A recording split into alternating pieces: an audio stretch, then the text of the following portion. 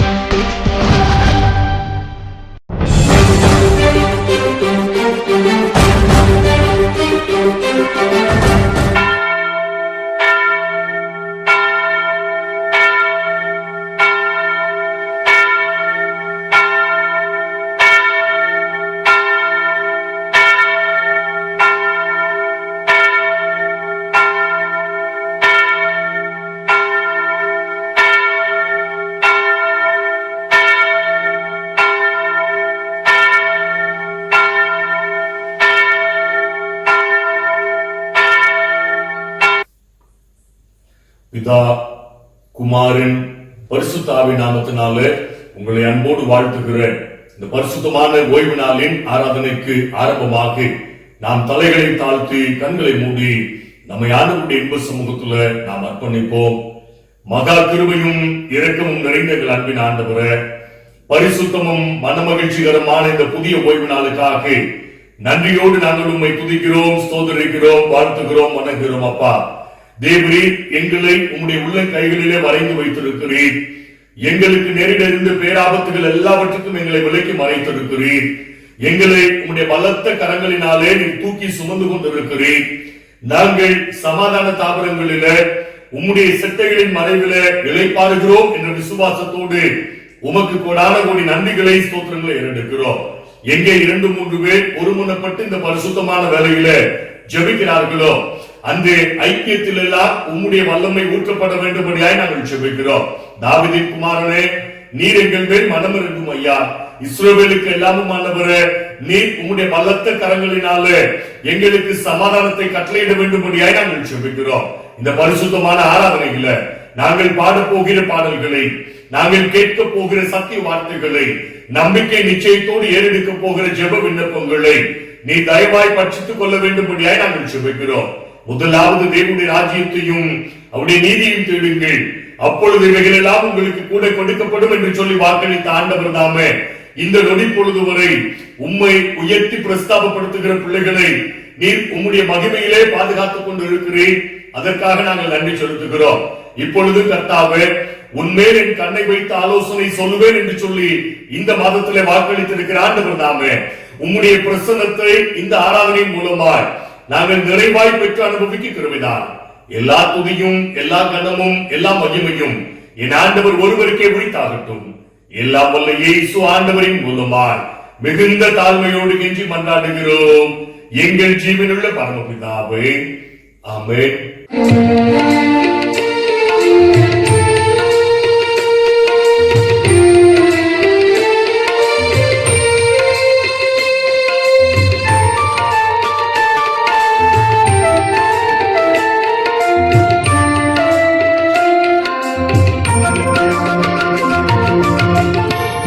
முதல் கீழ்வாசனே சரணம், கிரி முதல் கீழ்வாசனே சரணம், ஜெகதல ரட்சக தேவா சரணம், ஜெகதல ரட்சக தேவா சரணம், தினம் அனுதினம் சரணம், கராட்சி தினம் அனுதினம் சரணம், சர்வேசா தினம் அனுதினம் சரணம், கராட்சி தினம் அனுதினம் சரணம், சர்வேசா.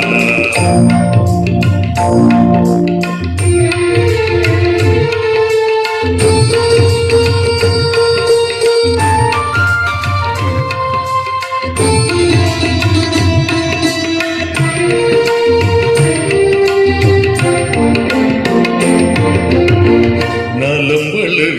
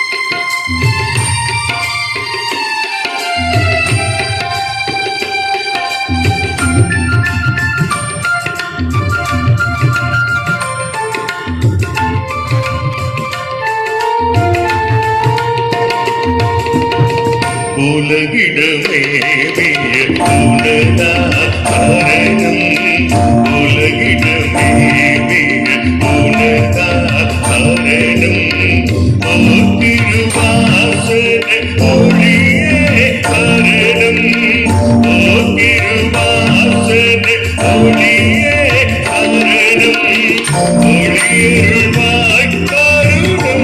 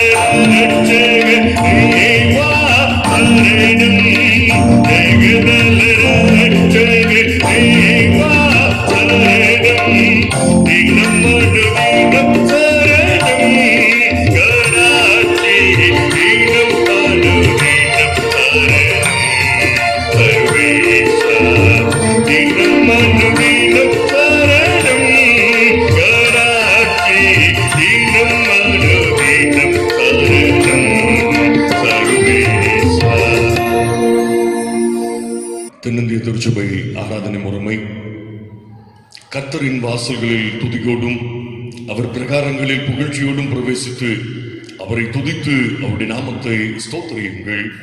கர்த்தர் நல்லவர், அவருடைய கிருபை என்றென்றைக்கும், அவருடைய உண்மை தலைமுறை தலைமுறைக்கும் உள்ளது. நம்மை உண்டாக்கின கர்த்தருக்கு முன்பாக நாம் பணிந்து குனிந்து முழங்காற்படியிட கடவோம். வாருங்கள். அவர் நம்முடைய தேவன், நாம் அவர் மேய்ச்சலின் ஜனங்களும் அவர் கைக்குள்ளான ஆடுகளுமாமே. யார் கர்த்தருடைய பர்வத்தில் ஏறுவார்? யார் அவருடைய பரிசுத்த ஸ்தலத்தில் நுழைத்திருப்பார்? கைகளில் சுத்தமுள்ளவனும் இருதயத்தில் மாசில்லாதவனுமாயிருந்து தன் ஆத்துமாவை மாயக்கு ஒப்புக்கொடாமலும் கபடாய் ஆணையிடாமலும் இருக்கிறவன. கடவுளுக்கு விரோதமாக நாம் கலகம் பண்ணி அவர் தீர்க்க தரிசிகளாகிய தம்முடைய ஊழியக்காரரை கொண்டு நமக்கு முன்பாக வைத்து அவருடைய நியாய பிரமாணிகளின்படி நடக்கத்தக்கதாக நாம் அவருடைய வசனத்துக்கு செவிகொடாமற் போனோம். ஆனாலும் நம்முடைய ஆண்டவரிடத்தில் இரக்கங்களும் மன்னிப்புகளும் உண்டு.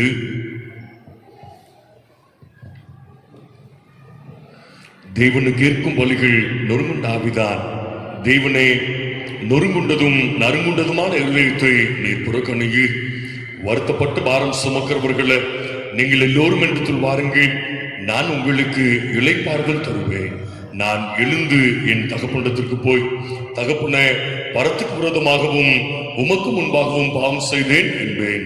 என் கண்மலையும் என் மீட்பெருமாகிய கர்த்தாவே, என் வாயின் வார்த்தைகளும் என் இருதயத்தின் தியானமும் உமது சமூகத்தில் பிரீதியாயிருப்பதாக. கர்த்தரை கண்டடையத்தக்க சமயத்தில் அவரை தேடுங்கள். அவர் சமீபமாயிருக்கையில் அவரை நோக்கி கூப்பிடுங்கள். நீங்கள் உங்கள் வஸ்திரங்களை அல்ல, உங்கள் இருதயங்களை கிழித்து உங்கள் ஆண்டவரிடத்தில் திரும்புங்கள். அவர் இரக்கமும் மனவுருக்கமும் நீடிய சாந்தமும் மிகுந்த கிருபையும் உள்ளவர். அவர் தீங்குக்கு மனஸ்தாபப்படுகிறவருமாய் இருக்கிறார். துன்மார்க்கன் தன் வழிகளையும் அக்கிரமக்காரன் தன் நினைவுகளையும் விட்டு ஆண்டவரிடத்தில் திரும்ப கடவன். அவர் அவன் மேல் மனதுருகுவார். நம்முடைய ஆண்டவரிடத்திற்கே திரும்ப கடவன். அவர் மன்னிக்கிறதற்கு தயப்படுத்திருக்கிறார். நமக்கு பாவம் இல்லை என்போமானால் நம்மை நாமே வச்சிக்கிறவர்களாய் இருப்போம். சத்தியம் நமக்குள் இராது. நம்முடைய பாவங்களை நாம் அறிக்கையிட்டால் பாவங்களை நமக்கு மன்னித்து எல்லா அநியாயத்தை நீக்கி நம்மை சுத்திகரிப்பதற்கு அவர் உண்மையும் நீதியும் உள்ளவராய் இருக்கிறார். பிரியமான சகோதர சகோதரிகளை, நம்முடைய பரமபிதாவாகிய சர்வ வல்லமுள்ள கடவுளின் அளவில்லாத தயவினாலும் இரக்கத்தினாலும் பாவ மன்னிப்பை பெறுவதற்காக நாம் செய்த பலவிதமான பாவங்களையும் அக்கிரமங்களையும் அவர் சன்னதியில் மாயமாய் மறைத்துக் கொள்ளாமல் பணிவும் தாழ்மையும் துக்கமும் கீழ்ப்படிதலும் உள்ள இதயத்தோடு அறிக்கையிட பற்பல திருமறை வாக்கியங்கள் நம்மை ஏவுகின்றன. நாம் எக்காலத்திலும் கடவுளுக்கு முன்பாக நம்முடைய பாவங்களை மனத்தாழ்மையாய் அறிக்கையிட வேண்டுவதும் அன்றி அவருடைய திருக்கரங்களில் இருந்து நாம் பெற்றுக்கொண்ட மேன்மையான உபகாரங்களுக்காக நன்றி செலுத்தவும், அவரை மிகவும் சிறப்பாய் புகழ்ந்து பிரஸ்தாபம் பண்ணவும், அவருடைய திருவசனத்தை கேட்கவும், நம்முடைய உடலாவிற்கு தேவையானவைகளுக்காக வேண்டிக் கொள்ளவும் நாம் கூடி வந்திருக்கிற தருணத்தில் பாவங்களை அறிக்கையிடுவது நமது விசேஷித்த கடமையா. ஆகையால் இங்கே இருக்கிற நாம் அனைவரும் சுத்த இருதயத்தோடும் தாழ்ந்த மனதோடும் பரம கிருபாசன தந்தையில் என்னுடனே கூட சேர்ந்து பொதுவான பாவறிக்கை சொல்ல உங்களை வேண்டிக் கொள்ளுகிறேன்.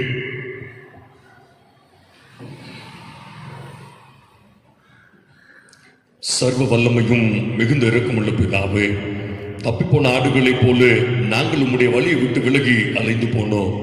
எங்கள் இருதயத்தின் யோசனைகளுக்கும் விருப்பங்களுக்கும் மிகவும் இணங்கி நடந்தோம். உம்முடைய பரிசுத்த கற்பனைகளுக்கு விரோதமாய் குற்றம் செய்தோம். செய்யத்தக்கவைகளை செய்யாமல் செய்யத்தகாதவைகளை செய்து வந்தோம். எங்களுக்கு சுகமே இல்லை. ஆயினும் ஆண்டவரே, நீர் இயேசு கிறிஸ்துநாதர் மூலமாய் மனிதருக்கு அருளி செய்த வாக்குத்தத்தங்களின்படியே நிர்பாக்கியமுள்ள குற்றவாளிகளாகிய அடியாருக்கு இறங்கும். தப்புதங்களை அறுக்கிடுகிற எங்கள் மேல் பொறுமையாகிறோம்.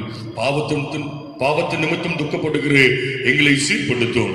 மிகவும் இரக்கமுள்ள பிதாவே, உம்முடைய பரிசுத்த நாமத்துக்கு மகிமை உண்டாகும்படி நாங்கள் நீ தேவ பக்தியும் நீதியும் தெளிந்த புத்தியுள்ளவர்களாய் நடந்து வர இயேசு கிறிஸ்து நிமித்தம் எங்களுக்கு கிருபை செய்தருளும். ஆமென். எங்கள் பாவங்களுக்காக உண்மையாய் துக்கப்பட்டு கடவுளிடம் மனம் திரும்பி உடைய ஆவியின் சகாயத்தால் தங்கள் வழிகளை சீர்திருத்த பிரயாசப்படுவதை குறித்து ஆண்டவர் சொல்லுகிற அருள் நிறைந்த மொழிகளை கேளுங்கள். தேவன் தம்முடைய ஒரே பேரான குமாரனை விசுவாசிக்கிறவன் எவனோ அவன் கெட்டு போகாமல் நித்திய ஜீவனை அடையும்படிக்கு அவரை தந்தருளி இவ்வளவாய் உலகத்தில் அன்பு கூர்ந்தார். ஒருவன் பாவம் செய்வனால் நீதிபதியாயிருக்கிற இயேசு கிறிஸ்து நமக்காக பிதாவிடத்தில் பரிந்து பேசுகிறவராய் இருக்கிறார். நம்முடைய பாவங்களை நிவர்த்தி செய்கிற கிருபாதார பலி அவரே. நம்முடைய பாவங்களை மாத்திரமல்ல, சர்வலோகத்தின் பாவங்களை நிவர்த்தி செய்கிற கிருபையுள்ள ஜீவ பலியாக இருக்கிறார். சர்வ வல்லமையும் மிகுந்த இரக்கமுள்ள ஆண்டவர் மன்னிப்பையும் பாவ நிவர்த்தியையும் நமக்கு கட்டளையிட்டருளி வாழ்க்கையை சீர்படுத்துவதற்கான காலத்தையும் தமது பரிசுத்தாவின் கிருபையையும் தேற்றருளையும் தந்தருள்வாராக. ஆமென். வாசிக்கும்படியாக கொடுக்கப்பட்டிருக்கிற நற்செய்தி திருமுறை பாடம் தூய மத்தேயு எழுதின நற்செய்தி நூல் 7ஆம் அதிகாரம் வசனங்கள் 24 முதல் 29 வரை. தூய மத்தேயு எழுதின நற்செய்தி நூல் 7ஆம் அதிகாரம் வசனங்கள் 24 முதல் 29 வரை. ஆகையால் நான் சொல்லிய இந்த வார்த்தைகளை கேட்டு இவைகளின்படி செய்கிறவன் எவனோ அவனை கன்மலையின் மேல் தன் வீட்டை கட்டின புத்தியுள்ள மனிதனுக்கு ஒப்பிடுவேன். பெருமலை சொரிந்து பெருவெள்ளம் வந்து காற்று அடித்து அந்த வீட்டின் மேல் மோதியும் அது விழவில்லை. ஏனென்றால் அது கன்மலையின் மேல் அஸ்திவாரம் போடப்பட்டிருந்தது. நான் சொல்லி இந்த வார்த்தைகளை கேட்டு இவைகளின்படி செய்யாதிருக்கிறவன் எவனோ அவன் தன் வீட்டை மணலின் மேல் கட்டின புத்தியில்லாத மனுஷனுக்கு ஒப்பிடப்படுவான். பெருமலை சொரிந்து பெருவெள்ளம் வந்து காற்று அடித்து அந்த வீட்டின் மேல் மோதின போது அது விழுந்து முழுவதும் அழிந்தது என்றார். இயேசு இந்த வார்த்தைகளை சொல்லி முடித்த போது அவர் வேத பாரகரை போல் போதியாமல் அதிகாரம் உடையவராய் அவர்களுக்கு போதித்தபடியால் ஜனங்கள் அவருடைய போதகத்தை குறித்து ஆச்சரியப்பட்டார்கள் என்றார் என்பது வாசிக்கும்படியாக கொடுக்கப்பட்ட நற்செய்தி திருமுறை பாடம் வாசித்தாயிற்று. கிறிஸ்துவே உமக்கு ஸ்தோத்திரம் உண்டாவதாக. நம் அனைவரும் இணைந்து நம்முடைய விசுவாசத்தை அப்போஸ்தலர் விசுவாச பிரமாணத்தின் மூலமாக நாம் அறிக்கை செய்வோம்.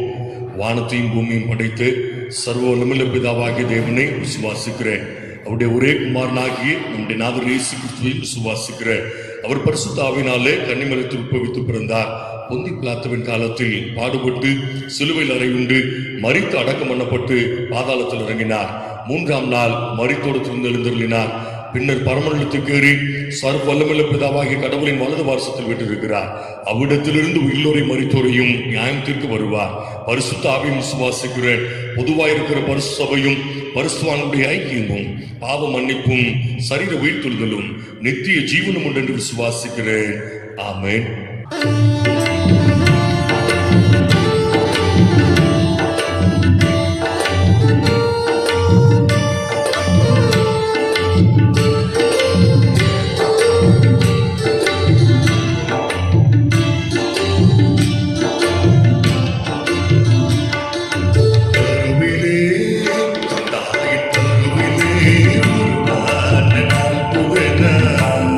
கண்மணி போல காத்துவனை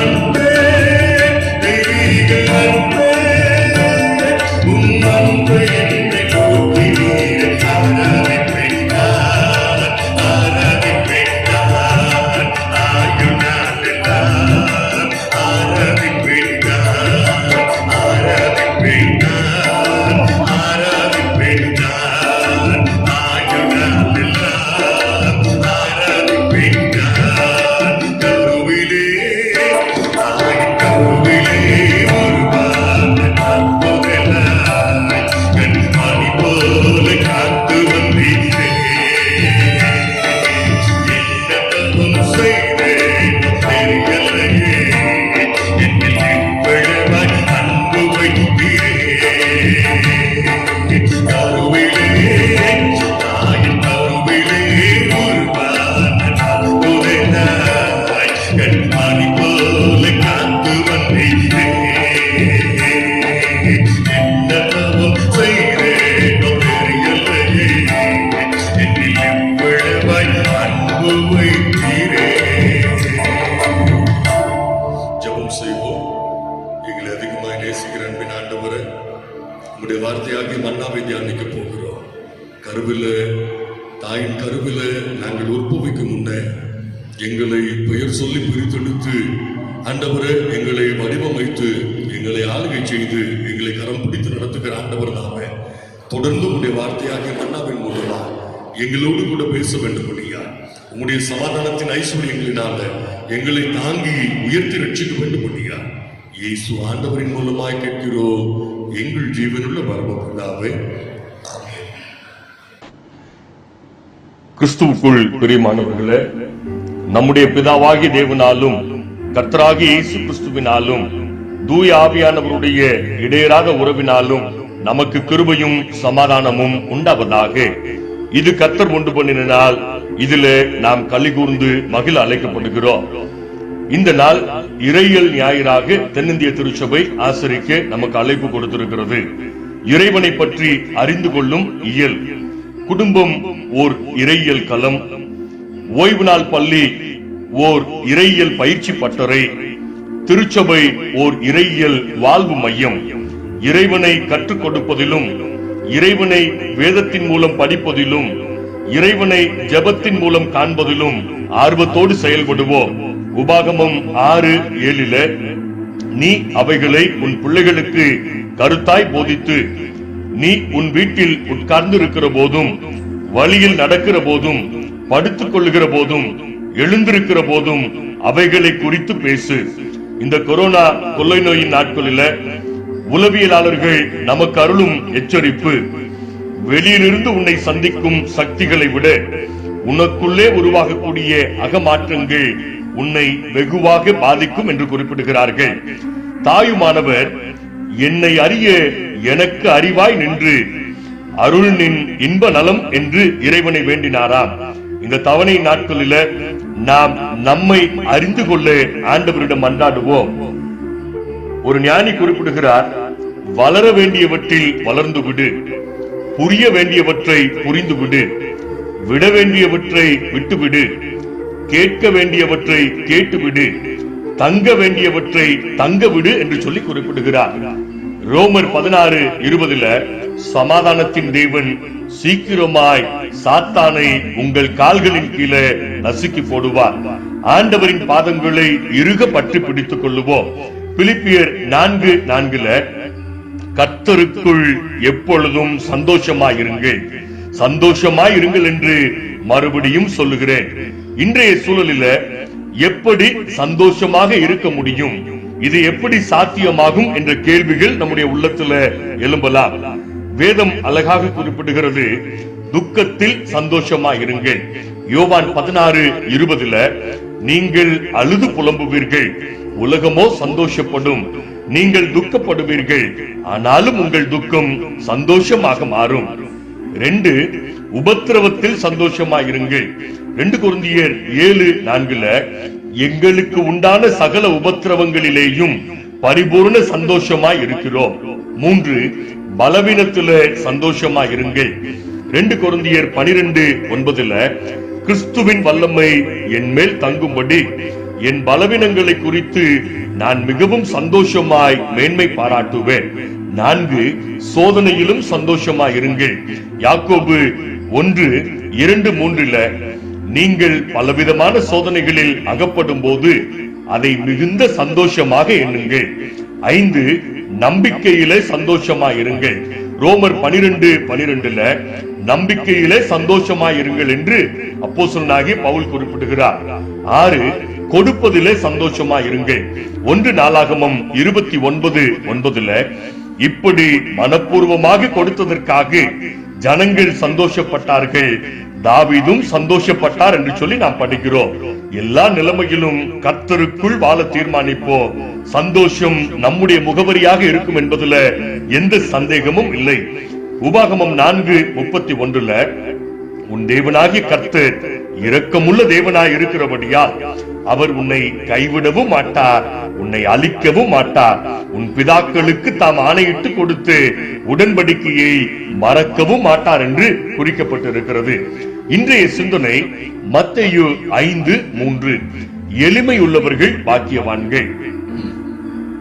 திருநெல்வேலி என்றாலே நினைவுக்கு வருவது அல்வா. அல்வாவை விரும்பாதோர் நிச்சயமாக எவரும் இருக்க மாட்டார்கள். அதிலும் இருட்டுக்கடை அல்வா என்றால் மிகவும் சிறப்பான ஒன்று. அதன் உரிமையாளர் ராஜஸ்தான் மாநிலத்தை சார்ந்த ஹரி சிங் தன்னுடைய சொந்த மண்ணை விட்டு வெறுங்கையாய் புறப்பட்டு திருநெல்வேலி வந்தவர். தன் கடின உழைப்பினாலும் அவருடைய பெயரிலே மாத்திரம் 300 கோடி சொத்துக்கள் இன்று இருக்கிறதா. மன நிறைவுடனும் சந்தோஷமாகவும் உயர்ந்த வாழ்க்கையை வாழ்ந்தார்.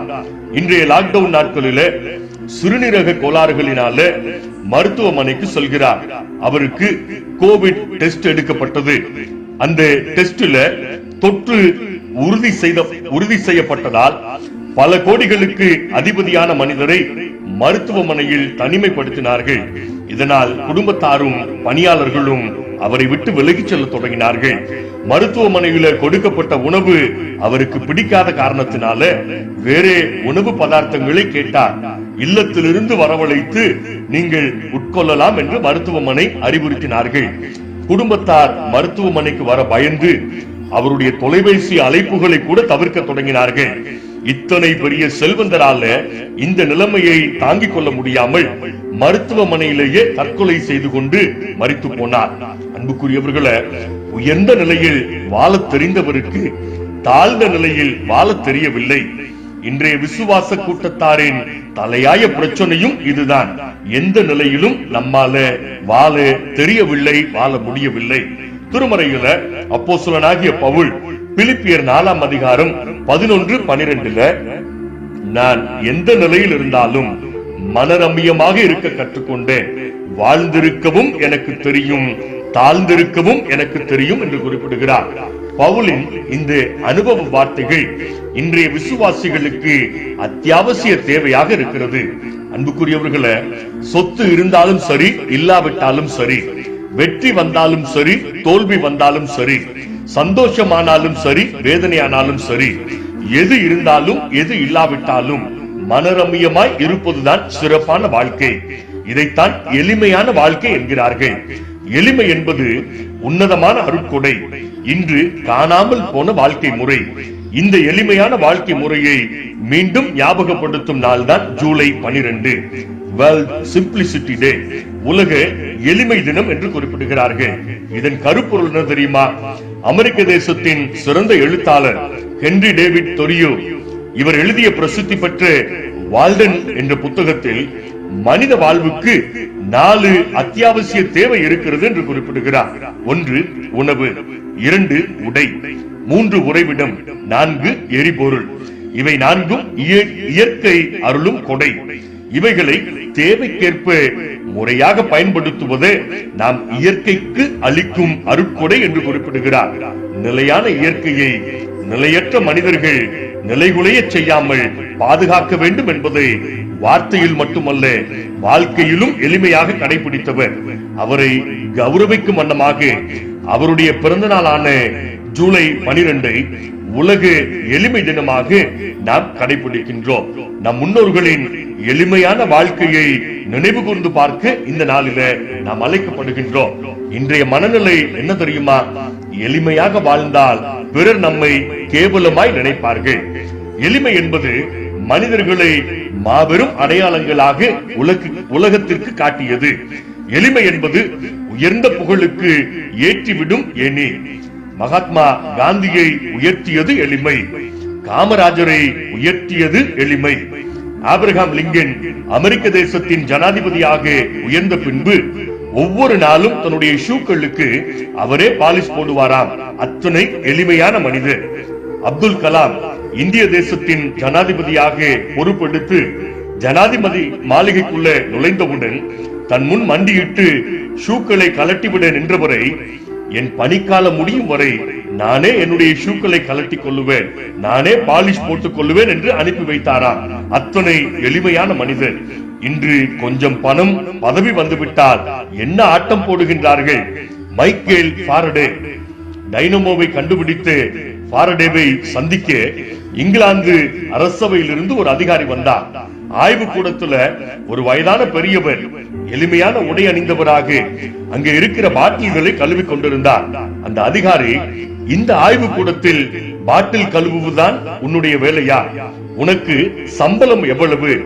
ஒரு நாளைக்கு எத்தனை மணி நேரம் உனக்கு வேலை என்று சொல்லி தன்னுடைய கேள்வி கணைகளை அடுக்கிக் கொண்டே போனார். பாட்டில் கழுவுகின்ற பெரியவர் அமைதியாக தன் பணியை செய்து கொண்டிருந்தார்.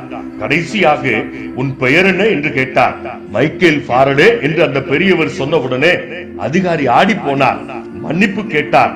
ஐயா, நீங்கள் ஏன் இந்த வேலையை எல்லாம் செய்கிறீர்கள் என்று கேட்டவுடனே, என்னுடைய வேலைகளை எல்லாம் நான் தானே செய்ய வேண்டும் என்று எளிமையாக பதில் சொன்னார் அந்த விஞ்ஞானி.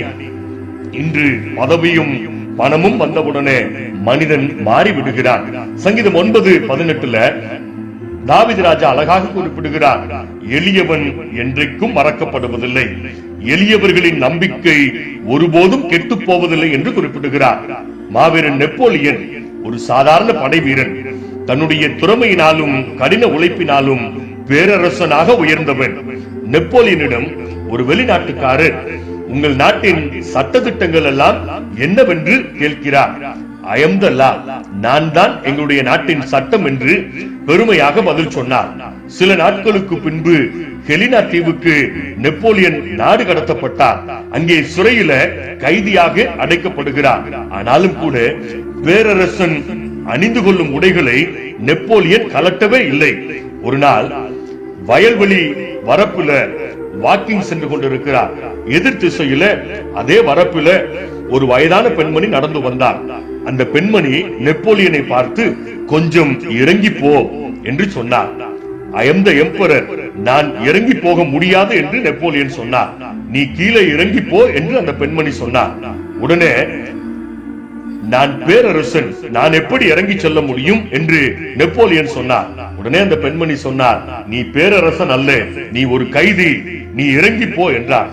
அன்புக்குரியவர்களே, நெப்போலியன் எதிலும் இறங்கி செல்ல மனம் இல்லாத காரணத்தினால அவர் எப்படி மரித்து போனார் என்பது இன்று வரை மர்மமாகவே இருக்கிறதா. வாழ்வு வந்தவுடன் வாழ தெரிந்தவனுக்கு தாழ்வு வந்தவுடன் வாழ முடியவில்லையே, வாழ தெரியவில்லையே. இன்றும் பலர் ஏற்றி விடுவரை ஏனி என்பர், ஏறிய பின்பு ஏன் நீ என்கிறார்கள். இன்றைய சூழ்நிலையில எளிமையாக வாழ தீர்மானித்தால் மட்டுமே மாசுபடாத இயற்கையையும் ஆரோக்கியமான உடல் நலத்தையும் களங்கமில்லாத சமூக உறவுகளையும் நாம் பெற்று அனுபவிக்க முடியும். நம் முன்னோர்கள் இல்லாமையிலும் எளிமையாகவும் மனரம்யமாகவும் வாழ்ந்தவர்கள். நாமும் எளிமையாய் மனரம்யமாய் வாழ சுவாமி விவேகானந்தர் அவர்கள் 3 ஆலோசனைகளை நமக்கு கொடுக்கிறார். அவைகளை திருமறை நிழலில நாம் தியானிப்போம். 1, பிறரை பார்க்காதே. மத்தேயு 20ஆம் அதிகாரம் 1 முதல் 16 வரை உள்ள வசனங்களில ஒரு எஜமான் தன் திராட்சை தோட்டத்தில வேலை செய்ய ஆட்களை அழைத்தார். ஒரு நாள் சம்பளத்தை பேசி ஆட்களை அழைத்து வருகிறார். அவர்கள் வேலை செய்ய தொடங்கிவிட்டார்கள். 9 மணிக்கு எஜமான் சந்தை பகுதிக்கு செல்கிறார். சிலர் வேலையின்றி அங்கே நின்று கொண்டிருந்தார்கள். அவர்களையும் வேலைக்கு வருகிறீர்களா என்று அழைத்து வருகிறார். 12 மணிக்கு மீண்டும் சந்தை பகுதிக்கு செல்கிறார். அங்கே நின்றிருந்த சிலரையும் அவர் அழைத்து தன்னுடைய திராட்சை தோட்டத்திற்கு வேலைக்கு கொண்டு வந்து விடுகிறார். 3 மணிக்கு வெளியே சென்று அப்படியே செய்கிறார். 5 மணிக்கு வெளியே சென்றும் அப்படியே செய்தார். வேலை நேரம் முடியும் போது எஜமான் தன் மேனேஜரை அழைத்து கடைசியாக வந்தவர் தொடங்கி முதலில் வந்தவர் வரை அவர்களுக்குரிய கூலியை கொடுத்து அனுப்பிவிடும்படி சொல்கிறார். தாமதமாக வேலைக்கு வந்தவர்களுக்கு எவ்வளவு கூலி கொடுக்கிறார்கள் என்பதை முதலில் வந்தவர்கள் கூர்ந்து கவனித்தார்கள். எல்லாருக்கும் ஒரே சம்பளம் கொடுக்கப்பட்டதை பார்த்தவர்கள் மத்தேயு 20:12 பிந்தினவர்களையும் எங்களையும் சமமாக்கினீரே. அவன் தனக்கு சம்பளம் குறைந்து விட்டதை எண்ணி வருந்தவில்லை. குறைந்த நேரமே வேலை செய்தவனுக்கும் தனக்கும் ஒரே சம்பளமா என்றே வேதனைப்பட்டான். அன்புக்குரியவர்களே, வாழ்வில் நிம்மதி வேண்டுமா? ஒருபோதும் பிறரை பார்த்து வாழாதீர்கள். ஏன் தெரியுமா? பிறரை பார்த்து வாழும் போதே மனிதன் மன நிம்மதியை தொலைத்து விடுகிறானா? எஜமான் தான் பேசின கூலியை குறைத்து கொடுக்கவில்லை, பேசினபடி கொடுத்து விட்டான். ஆனாலும் வேலையால் நிம்மதியை இழந்து போனதற்கு காரணம் என்ன தெரியுமா? பிறரை பார்த்து வாழ்ந்ததுதான். யோவான் ஸ்நானகன் யாரையும் பார்த்து வாழ்ந்தாரா? இல்லையே. அவர் எளிமையாய் வாழ்ந்தார். அவருடைய உணவிலே எளிமை, அவருடைய உடையிலே எளிமை. அவர் ஞானஸ்நானம் கொடுப்பதற்கு கூட எளிமையான ஆற்று நீரோடையை பயன்படுத்துகிறார். எல்லா காரியங்களிலும் யாரையும் பார்க்காமல் தன்னை எளிமையாய் வைத்துக் கொண்டார். அதனால்தான் பேசப்படுகின்ற அடையாளமாக இன்றும் இருக்கிறார். ஆனால் நாமோ பிறருடைய ஜெராக்ஸ் நகலாக நாம் வாழ்ந்து கொண்டிருக்கிறோம். ஆதியாகமம் 3:5 ஏவாள் சாத்தான் மூலம் தேவர்களுடைய வாழ்க்கையை கேள்விப்பட்டு தேவர்களைப் போல வாழ ஆசைப்படுகிறார்கள். இன்றும் இதுதான் பிரதானமான பிரச்சனை. பிறரை போல வாழ ஆசைப்பட்டு நிம்மதியை நாம் இழந்து விடுகிறோம். ஒரு வீட்டுல செல்லமாக நாய் ஒன்றை வளர்த்து வந்தார்கள். எல்லாரும் அந்த நாயை கொஞ்சி கொஞ்சி விளையாடுவார்கள். அந்த நாய்க்குட்டி வீட்டுக்குள்ள எல்லா அறைகளுக்குள்ளும் எல்லா பக்கமும் ஓடி ஓடி விளையாடுமா. அதே வீட்டின் வெளியே கழுதை ஒன்றும் கட்டப்பட்டிருந்தது.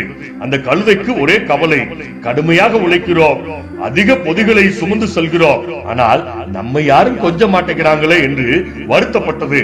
இந்த நாய் என்னதான் செய்து இந்த வீட்டாரை வசீகரித்திருக்கிறது என்பதை அறிந்து கொள்ள ஆர்வப்பட்டது. இந்த நாய் துள்ளி குதித்து விளையாடுவதுதானே விஷயம் என்று அது அறிந்தவுடனே அடுத்த நாள் காலையில எஜமான் வீட்டிலிருந்து வெளியே வரும்போது இந்த கழுதை தன் 2 கால்களையும் தூக்கி எஜமான் கழுத்துல செல்லமாக ஒரு உதை விட்டதாம். அப்புறம் என்ன நடந்திருக்கும் என்பதை நீங்கள் யோசித்துக் கொள்ளுங்கள். அன்புக்குரியவர்களே, பிறரை போல வாழ வேண்டும் என்று நினைக்காதீர்கள். பிறருடைய வாழ்க்கை வேறு, நம்முடைய வாழ்க்கை வேறு. பிறருடைய குடும்பம் வேறு, நம்முடைய குடும்பம் வேறு. பிறருடைய பாரம்பரியம் வேறு, நம்முடைய பாரம்பரியம் வேறு. பிறருடைய வசதி வேறு, நம்முடைய வசதி வேறு. மனரம்யமாய் வாழ கடலாய் இருங்கள். கடல் ஒருபோதும் எந்த நதிக்காகவும் தன்னை மாற்றிக்கொள்ளாதான். எத்தனை பெரிய நதி புரண்டோடி வந்தாலும் கடல் கடலாகத்தான் இருக்குமா? இன்றைய மனிதர்களை பற்றி பேசுவதை விட இன்றைய விசுவாசிகளை நாம் கூர்ந்து கவனித்து பார்ப்போமே. ஆனால் அண்டை வீட்டுக்காரர் ஒரு குண்டூசி வாங்கினாலும் அதை உடனே வாங்க துடிக்கும் மனநிலை. ஆடை முதல் பூமி நிலம் வரை வாங்கிவிட இன்றைய விசுவாசி ஆசைப்படுகிறார். பிறரை பார்த்து வாழ்வதனாலேயே மனரம்யத்தை தொலைக்கின்றோம். அதனால்தான் கடலாய் இரு என்ற அறைகூவலை இறைவன் இந்த நாளிலே நமக்கு அருளுகின்றார். எப்போதும் பிறர் பெற்றுக் கொள்வதை பார்த்து பார்த்து நம்முடைய வாழ்க்கையை நரகமாக்கி நாம் பெற்றதையும் நம்மிடம் இருப்பதையும் நினைத்து சந்தோஷப்படும் ரகசியத்தை நாம் மறந்து விடுகிறோம். இன்று பலர் உலகின் சிறப்பான விஷயங்கள் எல்லாம் பிறரிடமே இருப்பதாக எண்ணுகிறார்கள். அதனாலேயே தன்னிடம் உள்ள சிறப்புகளை மதிப்பிட மறந்து போகிறார்கள். அன்புக்குரியவர்களே, ஒரு ஹோட்டலில் உட்கார்ந்து சாப்பிடும் போது கூட தன்னுடைய இலையை பார்த்து சாப்பிடுவதில்லை. பிறருடைய இலையை பார்ப்பதினாலேயே சுவையை கூட சுவைக்க முடியாமல் நாம் தவித்துக் கொண்டிருக்கிறோம். நமக்கு கொடுத்ததை விட அந்த டேபிளில் ஏதாவது ஸ்பெஷல் ஐட்டம் கொடுத்திருப்பார்களா என்று நினைத்து நாம் நிம்மதியை தொலைக்கின்றோம். லூக்கா 10:27 பிறரிடத்திலும் அன்பு கூறுவாயாக. இந்த பிரதான கற்பனையை மறந்ததினால்தான் பிறரை பார்த்து நிம்மதியை நாம் அடகு வைத்துக் கொண்டிருக்கிறோம். பிறரை பார்த்து வாழும் வாழ்க்கைக்கு முற்றுப்புள்ளி வைப்போம். மனரம்யமான வாழ்க்கையை நாம் திருப்பிக் கொள்ளுவோம். இரண்டாவதாக, ஆடம்பரத்தை சுமக்காதே. பகட்டு என்கிற அழகிய தமிழ் சொல் இருக்கும் போது ஆடம்பரம் என்ற அந்நிய சொல்ல ஆடம்பரமாய் ஒளிர்கிறது. மன்னர்கள் வாழும் மாளிகையை அரண்மனை என்பார்கள். அரண் என்றால் காவல், மனை என்றால் இடம், மக்களை காவல் காக்கும் இடம் என்றும் மன்னர்கள் மக்களின் காவலாளிகள் என்றுமே முற்காலத்திலே சொன்னார்கள். மன்னர்கள் நினைத்திருந்தால் தங்கள் மாளிகையை கோயில் என்று அழைத்திருக்கலாமே. கோ என்றால் மன்னன், இல் என்றால் வீடு. கோயில் என்றால் மன்னன் வாழும் வீடு என்று அர்த்தமா? ஆனால் அதை கூட ஆடம்பரமானதாக நினைத்து கடவுள் வாழும் இல்லம் தான் கோவில்.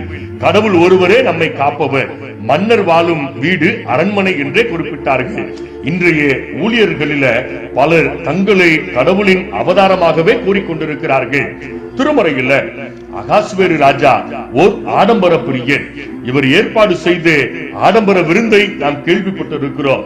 எஸ்தர் 1:6 தூண்களை வெண்கலத்தினாலும் வளையங்களை வெள்ளியினாலும் தலத்தை கற்களினாலும் மெத்தைகளை பொன் சரிகைகளினாலும் பாத்திரங்களை பொன்னினாலும் பளபளப்பாய் பிரம்மாண்டமாய் ஏற்பாடு செய்தார்கள்.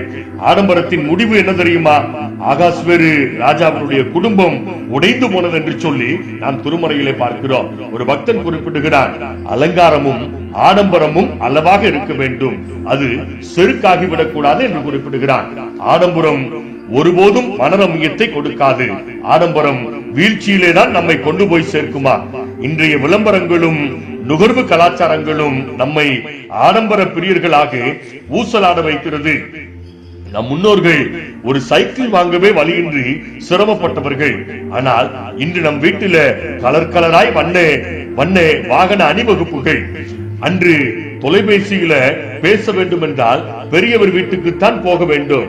இன்று நம் பாக்கெட்டில விதவிதமான போன்கள்.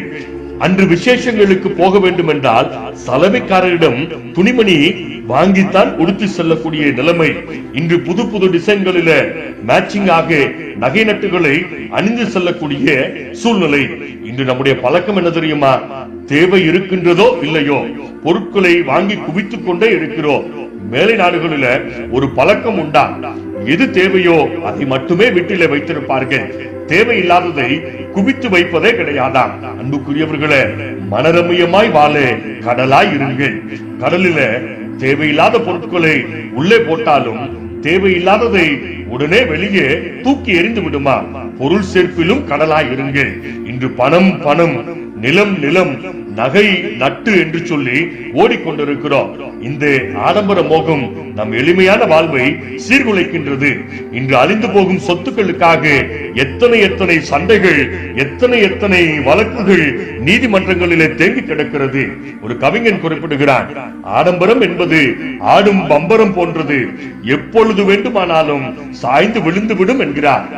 அன்புக்குரியவர்களே, ஒரு ஆய்வுல இன்னும் 25 ஆண்டுகளில தங்கத்தின் விலை மாபெரும் வீழ்ச்சியை அடைந்துவிடும், ஆனால் அரிசியின் விலையோ உச்சாணி கொம்பை எட்டிவிடும் என்று குறிப்பிடுகிறார்கள்.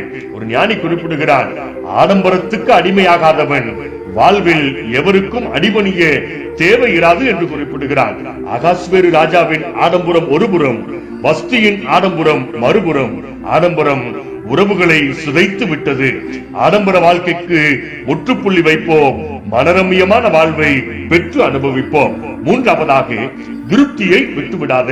ஒரு ஞானி குறிப்பிடுகிறார், திருப்தி என்பது மிகப்பெரிய மனப்பக்குவம்.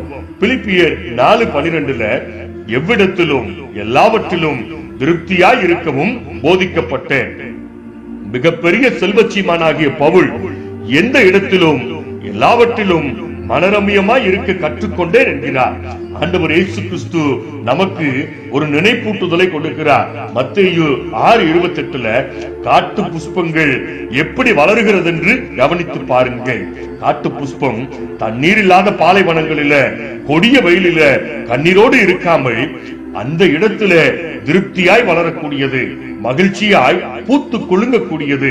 அதனால்தான் ஆண்டவர் இயேசு கிறிஸ்து அப்படிப்பட்ட புஷ்பங்கள் எப்படி வளருகிறது என்று கவனித்து பாருங்கள் என்று அழைப்பு கொடுக்கிறார். இன்று கஷ்டப்பட்டு புதிய வீட்டை கட்டுகின்றோம், அதுல குடியமர்ந்த பின்பு மனரமியமாக இருக்கிறோமா? இல்லையே. எக்ஸ்ட்ரா ஒரே ஒரு ரூம் கட்டி இருந்தால் எவ்வளவு நல்லா இருக்கும் என்று புலம்பிக் கொண்டிருக்கிறோம். ஆசை ஆசையாய் புத்தாடைகளை வாங்கி அதை அணிந்து கொண்டு வெளியே வருகிறோம். வழியிலேயே அடுத்தவன் போட்டிருக்கும் ஆடைகளை பார்த்தவுடனே மனரமியத்தை இழந்து விடுகின்றோமே. எது நமக்கு கொடுக்கப்பட்டுள்ளதோ அதுல நமக்கு திருப்தி இல்லை. எது நமக்கு கொடுக்கப்படவில்லையோ அதன் மீது நம் மனம் அதிருப்தி அடைகிறது. சாக்ரட்டிஸ், கிரேக்க தத்துவ ஞானி, தன் மனம் சஞ்சலப்படும் போதெல்லாம் கடை வீதிக்கு நடந்தே செல்வாராம். பெரிய பெரிய கடைகளுக்குள் சென்று எல்லா பொருட்களையும் பார்ப்பார், ஆனால் எதையும் வாங்க மாட்டாராம். ஏன் என்று கேட்டதற்கு, எத்தனை எத்தனை விதவிதமான பொருட்கள் இருக்கிறது, இவைகள் எல்லாம் இல்லாமல் என்னால் சந்தோஷமாக இருக்க முடிகிறது என்பதை அறிந்து கொள்ளவே வந்தேன் என்று சொல்லி எளிமையாக குறிப்பிடுவாராம். எளிமையான மனிதன் மனரமியமாக வாழ்ந்து ஒரு அற்புதமான அடையாளம். அன்புக்குரியவர்களே, உண்மையான மனிதன் எளிமையான வாழ்வையே விரும்புவானா. 10வது மனிதன் என்று ஒரு கதை உண்டு. 10 பேர் கடவுளிடம் வேண்டுகிறார்கள். கடவுள் அவர்கள் முன்னே தோன்றி ஒவ்வொருவருடைய விருப்பத்தையும் நிறைவேற்றினாராம். ஒருவர் பங்களா வேண்டும் என்று கேட்டாராம். கடவுள் அவருடைய விருப்பத்தின்படி ஒரு பங்களாவை கொடுத்தாராம். 2வது நபர் எனக்கு நிறைய தங்கம் வேண்டும் என்று கேட்டாராம். கடவுள் அவருக்கு நிறைய தங்கத்தை கொடுத்தாராம். இப்படி 9 நபர்களும் கேட்டதையெல்லாம் கடவுள் கொடுத்து கொண்டே இருந்தாராம். 10வது மனிதன் கடவுளிடம் எளிமையையும் மனரமியத்தையும் எனக்கு தாருங்கள் என்றானாம். மகனே, கொஞ்சம் காத்திரு, இதோ நான் வருகிறேன் என்று சொல்லி கடவுள் உள்ளே போய்விட்டார். மற்ற 9 பேரும் கடவுள் அவனுக்கு எதை எடுத்து வர போகிறார் என்று எதிர்பார்த்து பத்தாத மனிதர்களாய் காத்திருந்தார்களாம். இன்று நாமும் பல வேளைகளில திருப்தி இல்லாத மனநிலையோடு பத்தாத மனிதர்களாகவே நாம் வாழ்ந்து கொண்டிருக்கிறோம். 2 ராஜாக்கள் 4ஆம் அதிகாரத்துல சூனேமியால் என்ற பெண்ணின் சுகநலத்தை அறிந்து வர எலிசா தீர்க்கன் கேயாசியை அனுப்பி வைக்கிறார். அந்த பெண் சொன்ன காரியம் என்ன தெரியுமா? 2 ராஜாக்கள் 4:13 என் ஜனத்தின் நடுவே சுகமாய் இருக்கிறேன். எத்தனை திருப்தியான வார்த்தை பாருங்களேன். அன்புக்குரியவர்களே, சிங்கத்துக்கு மாமிசம் ரொம்ப பிடிக்குமா? ஆனால் தன் வயிறு நுரைந்த உடனே ஒரு சிறு துளியை கூட அது அதிகமாக சாப்பிடாதான். திருப்தியான மனநிலை. மனிதன் ஒருவனை திருப்தி இல்லாத வாழ்க்கை வாழ்ந்து கொண்டிருக்கிறான். அதனால்தான் மனரமியத்தை தொலைத்து விடுகிறான். அன்புக்குரியவர்களே, ஆண்டவர் இயேசு கிறிஸ்து பிறப்பு முதல் இறப்பு வரை எளிமையாய் வாழ்ந்தார். பிதாவுடைய ஒரே பேரான குமாரன் எந்த நிலைமையிலும் வாழ்ந்திருப்பதையும் தாழ்ந்திருப்பதையும் நமக்கு முன்பாக வாழ்ந்து காட்டி சென்றவர். திருப்தியற்ற வாழ்க்கைக்கு முற்றுப்புள்ளி வைப்போம். மனரமியமான வாழ்வை நாம் திருப்பிக் கொள்ளுவோம். நிறைவாக ஆண்டவர் இயேசு கிறிஸ்துவின் ரத்தத்தினாலே நாம் மீட்கப்பட்டிருக்கிறோம். மாவீரன் அலெக்சாண்டரை போல பணம் பணம் சொத்து சொத்து என்று சேர்ப்பதற்காக அல்லாடி கொண்டிருக்கிறோம். உலக ஆஸ்திகள் அளவுக்கு அதிகமாக வைத்திருந்தோம். அலெக்சாண்டர் தன் சவப்பெட்டியில தன் கைகளை வெளியே தொங்க விடும்படி கூறினானாம். ஏன் தெரியுமா? இத்தனையையும் சம்பாதித்து மாவீரன் அலெக்சாண்டர் வெறுமையாய் வந்தான், வெறுமையாகவே திரும்பி செல்லுகிறான் என்பதை இந்த உலகம் காண வேண்டும் என்று சொல்லி சென்றானாம். பிலிப்பியர் 4:12 வாழ்ந்திருக்கவும் தெரியும், தாழ்ந்திருக்கவும் தெரியும். பிலிப்பியர் 4:11 எல்லா நிலைமையிலும் மனரமியமாக இருக்க கற்றுக்கொண்டேன் என்று பவுலின் வார்த்தைகளை மனதில நாம் செதுக்கி வைத்துக் கொள்ளுவோம். நாமும் மனரமியத்தை சுதந்திரித்துக் கொள்வதற்கு, பிறரை பார்த்து வாழ்வதற்கு, ஆடம்பரமாய் வாழ்வதற்கு, திருப்தியற்று வாழ்வதற்கு முற்றுப்புள்ளி வைப்போம். மத்தேயு 5:3 படி எளிமையுள்ளவர்கள் பாக்கியவான்கள். சாலமோன் ஞானி நீதிமொழிகள் 15:15 மனரமியமோ நித்திய விருந்து என்று குறிப்பிடுகிறார். அப்படிப்பட்ட ஆசீர்வாதத்தை பெற எளிமையான வாழ்க்கையை தரித்துக் கொள்ளுவோம். கர்த்தர் நிச்சயமாக நம்மை ஆசீர்வதிப்பாராக. ஆமென். ஜெபம் செய்வோம். எங்களை அதிகமாய் நேசித்து வழிநடத்துகிற எங்கள் அன்பின் ஆண்டவரே, எல்லா நன்மைகளுக்கும் நாமக்காரராய் இருக்கிற பரிசுத்த பிதாவே, இந்த பரிசுத்தமான வேளையிலும் கூட இந்த ஓய்வு நாளின் ஆராதனையில எளிமையுள்ளவர்கள் பாக்கியவான்கள் என்ற சிந்தனையை நீர் எங்களுக்கு கொடுத்து, ஆண்டவரே நீர் கொடுத்த சத்திய வார்த்தைகளுக்காக நாங்கள் உங்களுக்கு நன்றி செலுத்துகிறோம். உம்முடைய வார்த்தையினால நீர் எங்களை கிருபையாய் இரக்கமாய் தொடர்ந்து தேற்றி ரட்சிக்க வேண்டும்படியாய் நாங்கள் ஜெபிக்கிறோம். தாவீது சங்கீத பாடல்களில 71:1 குறிப்பிட்டிருக்கிற பிரகாரமாய், கர்த்தாவே உம்மை நம்பி இருக்கிறேன், நான் ஒருபோதும் வெட்கமடையாதபடி செய்யும் என்ற வார்த்தையை என்னுடைய திருக்குடும்பத்தார் ஒவ்வொருவரும் ஒவ்வொரு நொடி பொழுதும் தம்முடைய உள்ளத்துல ஆண்டவரை உச்சரித்துக் கொண்டே இருக்கும்படியான கிருபையை நீ தொடர்ந்து தர வேண்டும்படியாய் நாங்கள் ஜெபிக்கிறோம். அப்பா, உயிர்த்தெழுந்தலின் ஆலயத்தை, ஆண்டவரை கம்பம் குருசேகரத்தை, என்னுடைய திருக்குடும்பங்களை உம்முடைய கரத்திலே நாங்கள் அர்ப்பணிக்கிறோம். ஆண்டவரே, என்னுடைய குடும்பங்களில மெய்தேவ கிருபை, மெய்தேவ சமாதானம், மெய்தேவ வல்லமை நிறைந்திருக்க வேண்டும்படியாய் நாங்கள் ஜெபிக்கிறோம். இந்த கொடிய கொள்ளை நோயின் நாட்களில் என்னுடைய திரு குடும்பத்தார் அநேகர் இந்த நோய் நிமித்தமாக பாதிக்கப்பட்டு மருத்துவமனைகளிலே சிகிச்சை எடுத்துக் கொண்டிருக்கிறார்கள். அப்பா, அவருடைய சிகிச்சைகளிலே உங்களுடைய வல்லமை ஊற்றப்படட்டும். ஆண்டவரே, மருந்து மாத்திரைகள் மாத்திரமல்ல, பரம வைத்தியருடைய அனுகூலமான கிருபை ஒவ்வொரு பிள்ளைகளுக்கும் புது பலத்தையும் புது அபிஷேகத்தையும் ஊற்ற வேண்டும்படியாய் நாங்கள் ஜெபிக்கிறோம். அப்பா, இப்பொழுதும் தேவனே, எங்களுடைய திரு குடும்பத்தார் ஒவ்வொருவரும் உம்முடைய சமாதானத்தினால மகிமையான ஆசீர்வாதங்களை பெற்று அனுபவிக்க கிருபினார். ஆண்டவரே, இந்த வேலையிலும் கூட என்னுடைய கம்பம் குருசேகரத்தில் இருக்கிற ஒவ்வொரு ஆண்டவரே கண்மணி பிள்ளைகளை, வாலிபர்களை, தாய்மார்களை, பெரியவர்களை, பல்வேறு அரசு தனியார் துறைகளிலே பணி செய்கிறவர்களை, பல்வேறு துறைகளிலே பணி செய்து பணி ஓய்வு பெற்றிருக்கிற 60 வயதை கடந்து 70 வயதை கடந்து 80 வயதை கடந்து 90 வயதை கடந்து பெரியவர்கள் ஒவ்வொருவரையும் உடைய கரத்தில் ஒப்புக் கொடுக்கிறோம். உம்முடைய ரத்தத்தை தெளித்து ஆண்டவரே ஒவ்வொரு பிள்ளைகளையும் உச்சம் தலை முதல் உள்ள கால் வரை உம்முடைய சமாதானத்தினாலே நீ முடிசூட்ட வேண்டும்படியாய் நாங்கள் ஜெபிக்கிறோம். சேஷித்த விதமாக ஆண்டவரே உடைய கம்பம் உயிர்த்தெழுதலின் ஆலயத்துக்காக ஜெபிக்கிறோம்.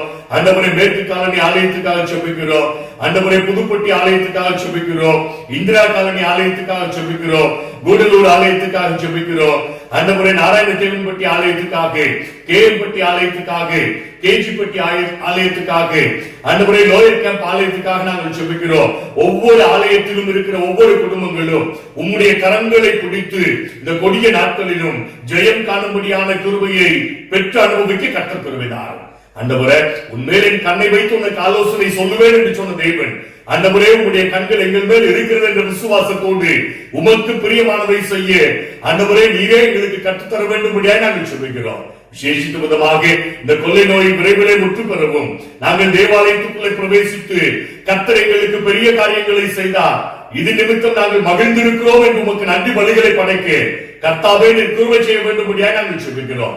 ஆண்டவரே, இந்த ஆராதனையை கேட்கிற ஒவ்வொரு பிள்ளைகளும் ஆண்டவரே உலகம் தராத மீண்டும் எடுத்துக் கொள்ள முடியாது உன்னத தேவ சமாதானத்தினால் நிரப்பப்பட கர்த்தர் கிருபையார்.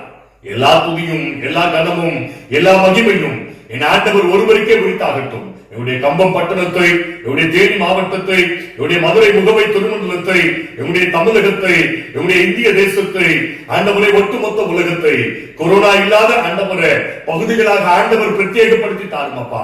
ஆண்டவரே, இந்த நாட்களில் வேலைகளுக்கு செல்ல முடியாமல் சிரமப்படுகிற ஒவ்வொரு பிள்ளைகளுக்கும் உம்முடைய வல்லமையின் ஆவி ஊற்றப்படட்டும். பலதரப்பட்ட கூலி வேலை செய்கிற பிள்ளைகள் உம்முடைய பாதுகாப்பை பெற்று அனுபவிக்க கிருபையார். உம்முடைய நாமம் மட்டும் மகிமைப்படட்டும்.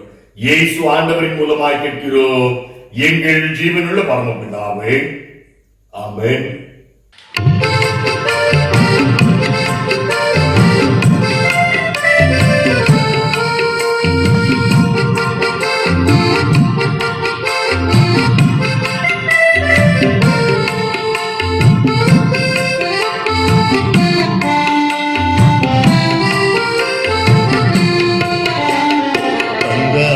துதிப்போமே திருச்சபையோரே கவி பாடி பாடி அந்தானை துதிப்போமே. விண்ணாயாய் நமக்கு நன்மை அந்த வானவில் கரியதோ நன்மை மிக மிக விண்ணாயாய் நமக்கு நன்மை அந்த வானவில் கரியதோ நன்மை மிக மிக அந்தானை துதிப்போமே. கவி பாடி பாடி அந்தானை துதிப்போமே.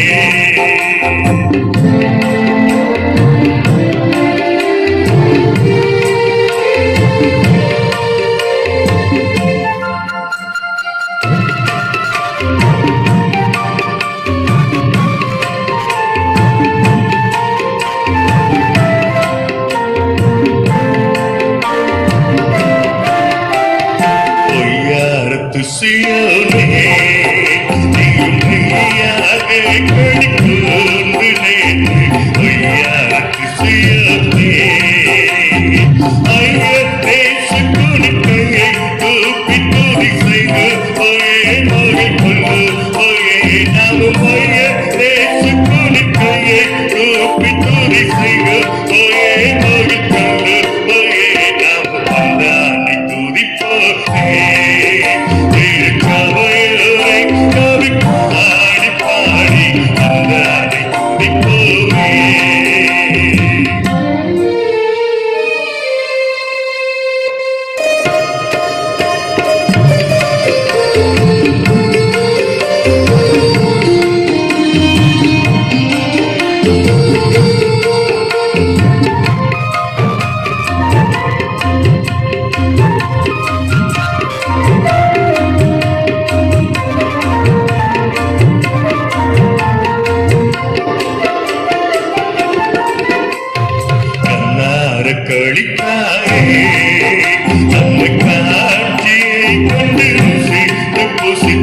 கண்ணார கடிப்பாரே எட்டு கணக்கான எத்தனையோ நன்மை பின்ன உண்மை சொன்ன மாறி உண்மை கணக்கான எத்தனையோ நன்மை பின்ன உண்மை சொன்ன மாறி உண்மை தந்தானை துதிப்போரே கவி பாடி பாடி தந்தானை துதிப்போரே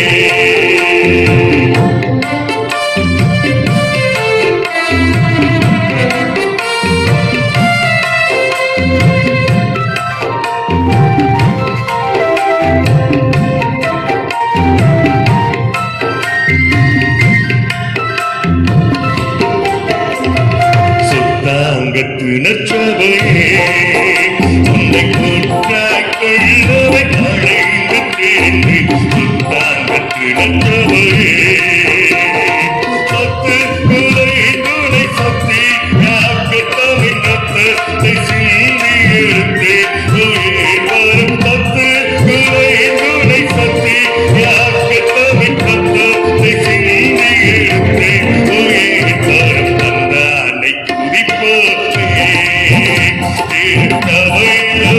கவி பாடி பாடி தந்தானை துதிப்போரே நாம் நம்முடைய நன்றிகளை ஏறெடுப்போம். என் ஆத்துமாவே கர்த்தரை ஸ்தோத்திரி, என் முழு உள்ளமே அவருடைய பரிசுத்த நாமத்தை ஸ்தோத்திரி. என் ஆத்துமாவே கர்த்தரை ஸ்தோத்திரி, கர்த்தர் செய்த சகல உபகாரங்களையும் மறவாதே. ஆமென். கர்த்தர் உங்களோடு இருப்பாராக, அவர் உமது ஆவியோடும் இருப்பாராக. கர்த்தர் தருகின்ற நிறைவான சமாதானத்தோடு சென்று வாருங்கள். கர்த்தருடைய நாமத்தினாலே ஆமென்.